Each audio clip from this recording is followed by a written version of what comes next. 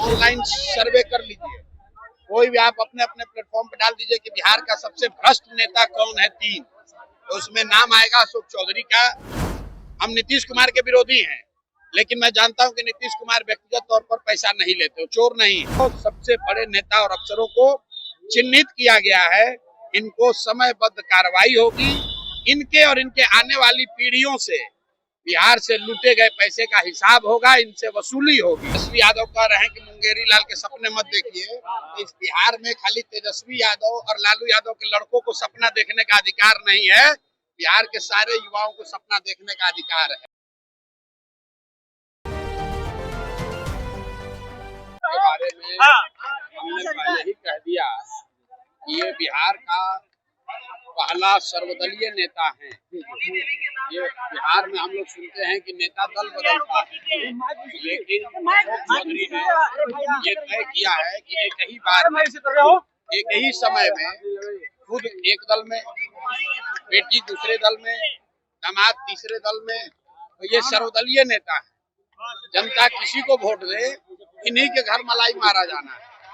तो अशोक चौधरी सर्वदलीय नेता हैं, जो 57-58 साल में फर्जीवाड़ा से प्रोफेसर बने।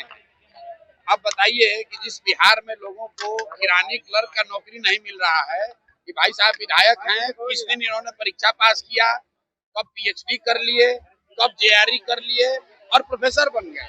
अब ऐसे भ्रष्ट लोगों से बात करने का क्या मतलब है? जनता इनको पहचान चुकी है। जीवन में चुनाव तो लड़ेंगे नहीं, चुनाव लड़ते तो जनता जमानत भी जब्त कराएगी, लेकिन मंत्री बनकर आजकल सरकारी खर्चे पर बिहार सरकार, बिहार के गरीब जनता के पैसे पर हेलीकॉप्टर से चल रहे हैं। हेलीकॉप्टर से चलने का शौक चढ़ा है, जनता उतार कर ले आएगी रोड पर, तो पता चलेगा 3 महीने के बाद।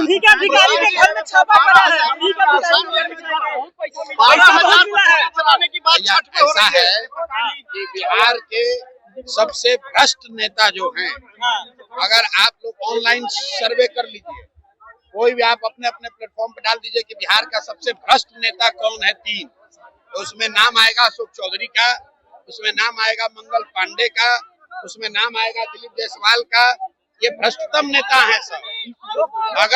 अगर किसी अधिकारी के यहाँ पैसा मिला तो सीधा कह देगा कि भाई हमारा नहीं है, तो वो तो मानेगा नहीं। लेकिन बिहार की जनता जानती है कि ये आदमी, ये तीनों चारों नेता इतने भ्रष्ट हैं।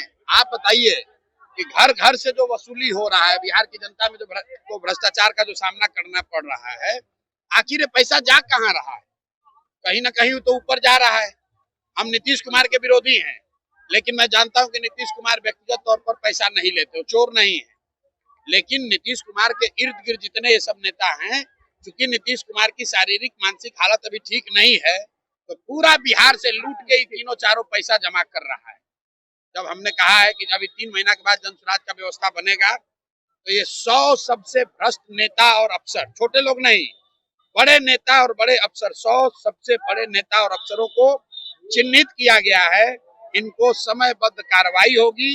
इनके और इनके आने वाली पीढ़ियों से बिहार से लूटे गए पैसे का हिसाब होगा, इनसे वसूली होगी। इनको दौड़ा दौड़ा कर मारा जाएगा कि अब देखिएगा।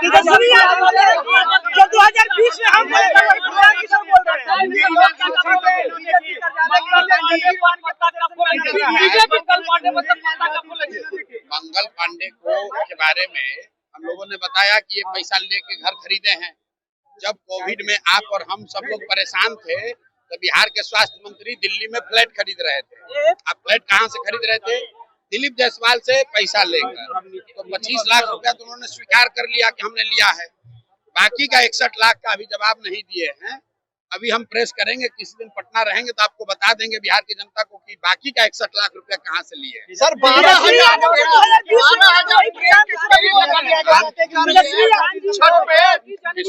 आपसे डर है क्या? अच्छा देखिए, सुनिए, रुकिए। ये कह रहे हैं कि तेजस्वी यादव कह रहे हैं कि मुंगेरी लाल के सपने मत देखिए। इस बिहार में खाली तेजस्वी यादव और लालू यादव के लड़कों को सपना देखने का अधिकार नहीं है, बिहार के सारे युवाओं को सपना देखने का अधिकार है। सर ये समझते हैं कि इनके बाप बने, इनकी माँ बनी, अब ये बनेंगे, इसके बाद इनका बेटा बनेगा, जन स्वराज इनको ध्वस्त कर देगा, इनको पता नहीं चलेगा, जनता उठाकर फेंक देगी। अभी 20 बरस से बाहर है ना सत्ता से, अभी दिखेगा। लोकतंत्र के लिए क्या सोच रहे हैं?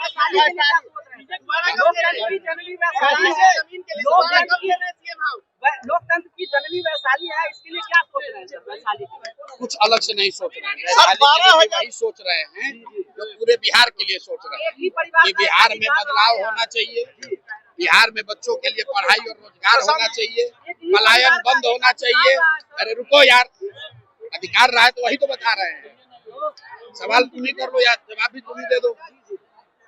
भाई मेरे वैशाली के लिए भी वही सोच रहे हैं जो पूरे बिहार के लिए सोच रहे हैं। बिहार में बदलाव होना चाहिए, लालू नीतीश के राज का खात्मा होना चाहिए, यहाँ पर बच्चों के लिए पढ़ाई रोजगार होना चाहिए, पलायन बंद होना चाहिए, भ्रष्टाचारियों को जेल जाना चाहिए।